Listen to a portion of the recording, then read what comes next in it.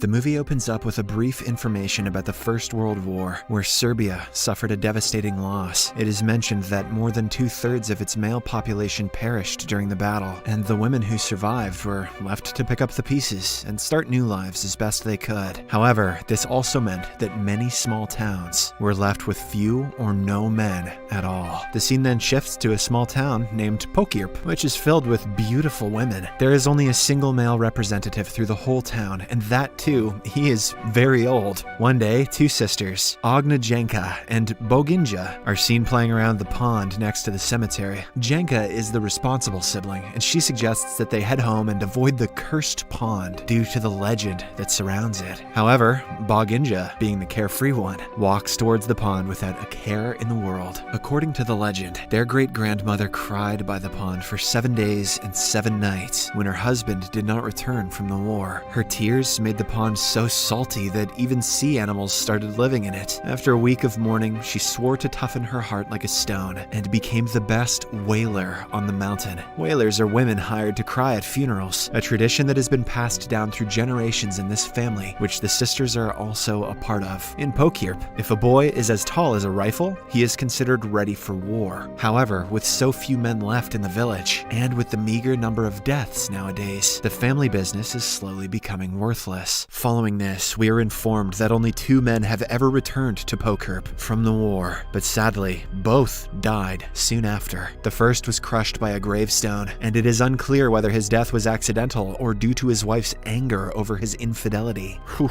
rest in peace. And the second man, who knew that he could not defend the village of women by himself, set up a minefield in the vineyard. However, he did not mark the positions of the mines, and died after stepping on one of them. The vineyard is the main source of income for the villagers, but after the second man left a dangerous minefield beneath, the women who remained have renamed it as Mine Yard. Since then, the group of women draw straws to see who will be the next person to pick the grapes. Sadly, most of the time, they are unsuccessful as the mines explode and blow them up to smithereens. I cannot tell if this is a comedy or a drama. One morning, the sisters are approached by Nada, a young girl who wants to hire their crying services in advance, since she has drawn the short straw and is going to the mine yard next. However, as she has to pay in advance, she asks the sisters to give her a demonstration of their wailing performance. The two immediately agree and start their sample performance. However, Jenka has trouble wailing because her customer is still alive. She tries to think of sad things to make herself cry, but nothing seems to work. In one of her memories, she recalls the day her friend Sanja got married, but was immediately separated from her husband and left mute by the war. To help her, her sister Boginja reminds her that she's turning 22 soon, but has yet to find love, and with the lack of men in this village, it's unlikely she ever will. Luckily, this unusual thought brings both sisters to tears.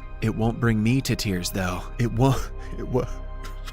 Meanwhile, Nada reveals that she kissed a man once, an old man named Grandpa Bisa, the only remaining male in the village. While the sisters are disgusted by this, Nada explains that she'd rather experience her first time with an old man than never at all. However, Grandpa Bisa is growing increasingly ill, and the famous village witch also cannot do much to help. In the evening, Nada and the sisters venture to the local bar, where the women of the village gather to indulge in drinks and attempt to forget their sorrows. In the bar, a famous band named Ratija's band plays melancholic funeral tunes which do little to lift anyone's spirits. However, Nada has made up her mind to make the most of her remaining time and implores the bartender to serve the potent spider brandy instead of the usual cheap drinks. As a result, every woman starts having vivid hallucinations of the deceased men who have left a void in their lives. The following day, before going into the minefield, Nada tells the sisters that she has arranged for them to have some fun with Grandpa Bisa. Moments later, she enters the minefield, steps on one, and dies in the blast. Next, the curious sisters visit Bisa's hut, but neither of them is willing to go in first. In an attempt to begin the process, Boginja pushes Jenka onto the bed with the old man. Unfortunately, when Bisa appears close to her face, it causes her to freak out and scream, unintentionally giving him a fatal heart attack. His heart does not beat again, and he dies on the spot. Not a bad way to go, all things considered. As a result of their actions, the sisters are condemned to be burned at the stake. They are tied together and placed near a fire. Boginja,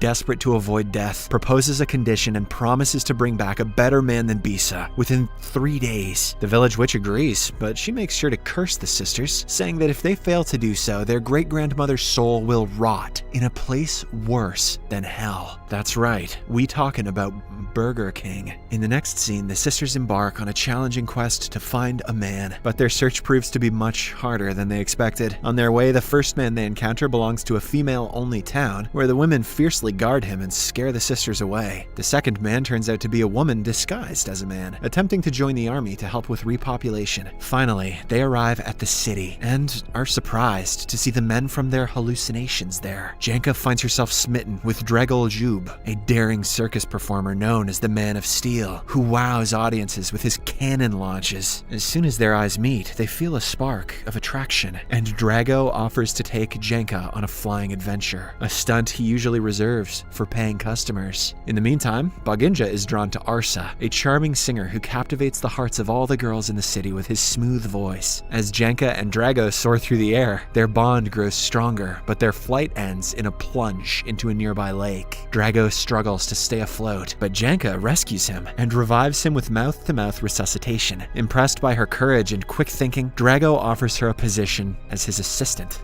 Meanwhile, after being surrounded by a group of women, Arsa makes a bold declaration. He announces that whoever catches the red rose thrown into the pool will be his queen. And so, the women frantically fight to grab the flower, with Boginja managing to emerge victorious. As everyone is distracted by the commotion, Drago makes his escape in a car along with Janka. He also summons Arsa to join him, implying that they know each other. Soon, Boginja also gets into the car, and they set off on their new journey. As the four of them travel together, it becomes apparent that Janka and Drago have a strong connection, while Arsa is not interested in Boginja's advances. The group makes a pit stop to change out of their wet clothes, and Arsa finally becomes attracted to Boginja when he sees her in a semi-nude state. The next moment, they start making out, and so the other couple gets into the car and drives away. On their way, they run into some trouble as Janka's hair gets stuck in the door. Despite her attempts to convince Drago to not go back to Pokerp, he is eager to see a town full of women and experience the beauty. Meanwhile, Boginja manages to convince Arsa to ditch Drago and escape to Belgrade, where they can find fame together. However, during their getaway, they accidentally steal a hearse with a deceased body inside. Along the way to Pokerp, Janka manages to persuade Drago to share some stories about Belgrade, including the upcoming Palace Albania, a towering structure that dreams are made of. Drago mentions that he hopes to perform his circus act from the top of the tower someday. Although Janka considers going to Belgrade again, she feels guilty for not keeping her promise to her people. So they stick to their plan and head to Pokerp, where the women draw straws to decide their chores for the day, and Sanja is the unfortunate one. However, their work is disrupted by the unexpected arrival of Janka and Drago. At first, the women mistake Drago for an illusion, but they soon realize that he's real, and they swarm around him with excitement, except for a tired Sanja. While Drago relishes in the attention, Janka cannot help but feel jealous. Later, they utilize Drago's circus skills to safely collect grapes. He pedals a bicycle on ropes across the mineyard, while Janka is tethered to him, effortlessly grabbing the fruit without having to touch the ground. As night descends, everyone revels in making wine the traditional way, by stomping on the grapes in a large bucket. Drago happily joins in the party, while Sanja watches him from a distance. Meanwhile, the witch keeps her promise and allows the soul of the sister's great-grandmother to rest in peace. However, Janka begins to feel lonely and frustrated because everyone else seems to have what they want except her. But her thoughts are interrupted by the arrival of Boginja, who has come back to help. In the next scene, as the sisters head to the bar, they find Drago having fun with other women. This infuriates Janka, and in a fit of jealousy, she hits him in the groin before declaring to everyone that he belongs to her and that they're leaving for Belgrade. Unfortunately, the women merely laugh at her and continue with their celebrations. When nothing works, Janka takes a daring step by boldly kissing Drago. She then confesses her love for him and urges him to leave with her. However, Sanja, who has been yearning for a kiss from Drago ever since her wedding day was ruined, becomes envious and also plants a kiss on him, disregarding his explanation that he can only kiss Janka. After some time, Arsa also arrives there and the women immediately surround him. This time, it's Boginja's turn to feel envious. Arsa quickly drinks some spider brandy and requests the band to play some music so that he can dance with Boginja